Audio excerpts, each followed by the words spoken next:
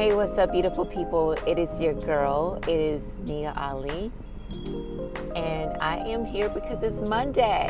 You all know, maybe you don't know, what happens on Monday. I actually go and see my counselor, in which that's helping me to deal with a lot of the trauma that I've experienced in my past.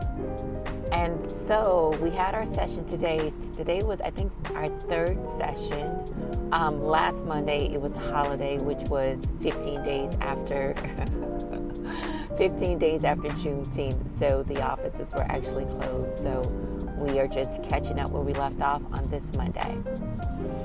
I just have to inhale and exhale and just take it all in and realize that this process sometimes may not be as easy as I had originally anticipated. What I'm realizing as I go through this journey of complete healing is that there are many highs emotionally and there are many lows emotionally. It's like a roller coaster emotionally, because sometimes we revisit things that has happened in the past, and the whole reason and premise why I'm here is because those things have caused some sort of trauma to me. And so it's not always easy. But I am definitely committed to the work because it's necessary. Not only is it necessary, it's I'm worth it. And so this is just a part of the process. Sometimes we have to get it all out so that we can pour back in. But as we pour back in, we're pouring back into vessels without cracks and vessels that don't have wounds.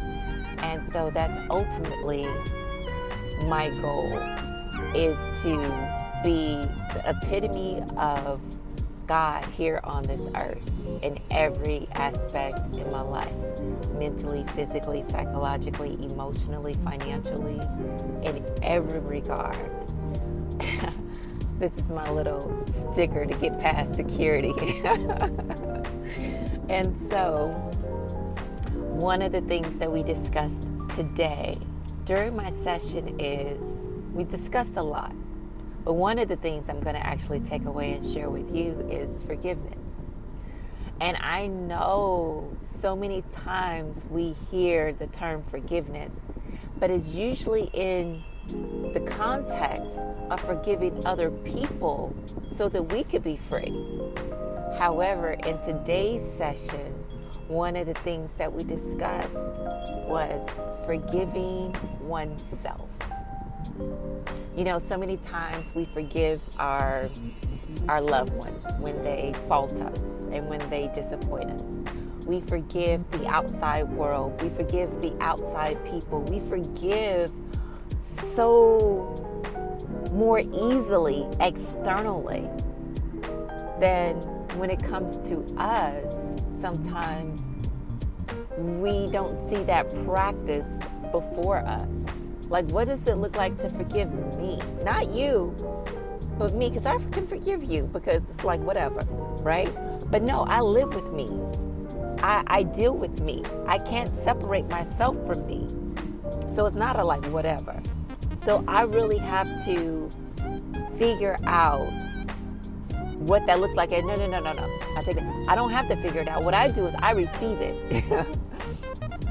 I just have to remember to forgive myself of whatever it may be. And that may manifest in different people's lives and different people's journeys as different things. Sometimes it reveals itself in relationships where we made poor decisions in relationships, or where we were not quite the best that we were supposed to be in a relationship, and so the relationship went awry. And sometimes we carry the burden of being inadequate, being incompetent. And sometimes we carry the burdens, I know friends of mine that carry the burdens of being absent fathers, meaning that there were some life tough decisions that they had to make and they had to be absent for a period of time. I know the same thing about mothers. That has happened to, I have girlfriends of mine where they've had to be separated from their kids for a period of time in which they sometimes regret or hate that in that absence, perhaps maybe something happened. So there is just a litany, a long list of things that we've been exposed to, that we've had to do, that we had to sacrifice. And sometimes it's challenging for us to forgive us. Hold on. For us to forgive us. And so, walk this journey with me. I forgive, say this with me or after this. I forgive myself. I forgive me. I take back my power and I walk in my power and all of my purpose. I let go of the past. I let go of everything that has tried to hinder my growth. I release it because it does not serve me, and I receive only good things because I am worthy. All right, so I'm back. And so, even though today's session was an emotional roller coaster, this is just a part of the process also. So again, the reason why I'm being so transparent, and had no idea this was going into 6 minutes at this point, but the reason why I am being so transparent, because I know I am not the only one. And if I am, by all means. But if you're listening to me and you know that you have some issues, some circumstances, some things that you've just suppressed, some ill feelings, maybe even about yourself, it doesn't matter about anybody else.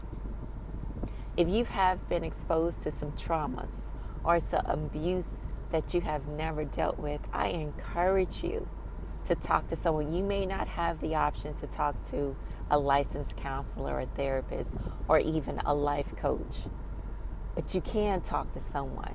I encourage you to find that someone. And if your worst case scenario is you look around and you feel like you don't have anyone, I need you to get a notebook and then just begin to talk to that notebook. Get it out, because it is imperative that you are well. It is imperative that you are healthy, because we need you.